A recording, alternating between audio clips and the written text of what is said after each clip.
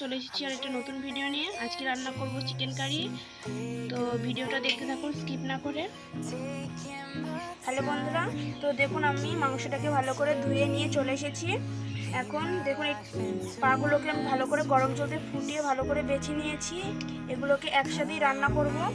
তো এখন মাংসটাকে ম্যারিনেট করব, তার জন্য নিয়েছি দেখুন রসুন বাটা, লঙ্কা বাটা, আদা বাটা, জিরে বাটা, আর এখানে আছে 3টে তেজপাতা। এখন এগুলোকে মাখিয়ে নিচ্ছি।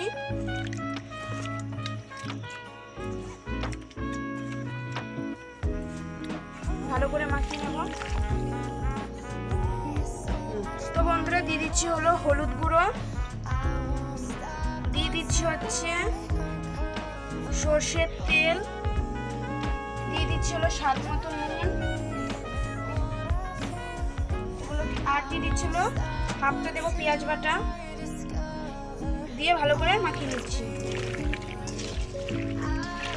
এগুলোকে মাখিয়ে 20 মিনিটের মতো রেখে দেব। তো বন্ধুরা 20 মিনিট পর আমি আবার ফিরে আসছি।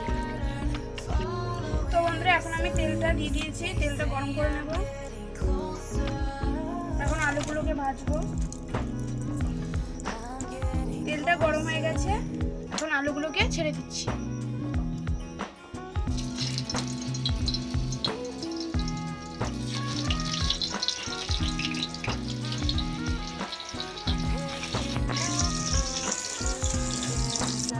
আলুটাকে একটু লাল লাল করে ভালো করে ভেজে নেব। আর আমি এখানে হলুদ ব্যবহার করব না, হলুদ ছাড়াই ভাজবো আলুটা ভালো করে। তো বন্ধুরা আলুটা লাল লাল করে ভাজা হয়ে গেছে, এখন এটাকে তুলে নিচ্ছি। তো বন্ধুরা তেল গরম হয়ে গেছে, ফোড়নে দিচ্ছি হলো জিরে, আর দিয়ে দিচ্ছি হলো এলাচ, দারচিনি আর লবঙ্গ দিয়ে দিচ্ছি।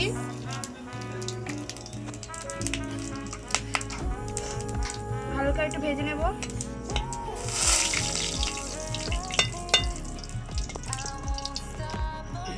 তো বন্ধুরা দিয়ে দিচ্ছি হলো পেঁয়াজ বাটা,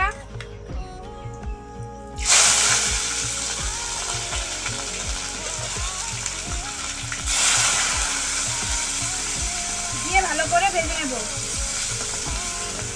বন্ধুরা পেঁয়াজটা ভাজা হয়েছে, এখন দিয়ে দিচ্ছি 1 চামচের মতো হলুদ গুঁড়ো। হলুদ গুঁড়োটা দিয়ে ভালো করে নাড়িয়ে নেব।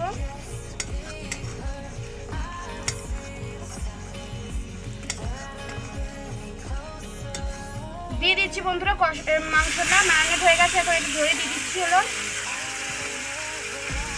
এখন ভালো করে কষিয়ে নেব। তো বন্ধুরা এখন ভালো করে এটাকে কষিয়ে নেব 5 মিনিটের জন্য। দিয়ে দিচ্ছি হলো কাশ্মীরি লঙ্কার গুঁড়ো কালারের জন্য। এখন ভালো করে কষিয়ে নেব। দিয়ে দিচ্ছি বন্ধুরা টমেটো সসটাকে দিয়ে ভালো করে কষিয়ে নেব। এখন মশলাগুলো দেওয়া হয়ে গেছে, এখন কষিয়ে নেব হলো 5 মিনিটের মতো।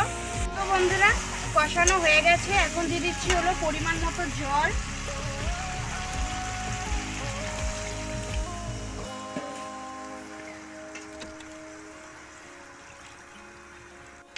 এখন ভালো করে জাল করে নেব 3 মিনিটের মতো। তো বন্ধুরা আমাদের তরকারিটা হয়ে গেছে দেখুন। এখন তো বন্ধুরা দিয়ে দিচ্ছি হলো গরম মশলা গুঁড়ো। গরম মশলা গুঁড়োটা দিয়ে ভালো করে নাড়িয়ে, তো বন্ধুরা আমাদের তরকারিটা হয়ে গেছে, এখন নামিয়ে নিচ্ছি। দেখুন তরকারিটা নামিয়ে নিয়েছি, অল্প মশলা দিয়ে এত সুন্দর তরকারি।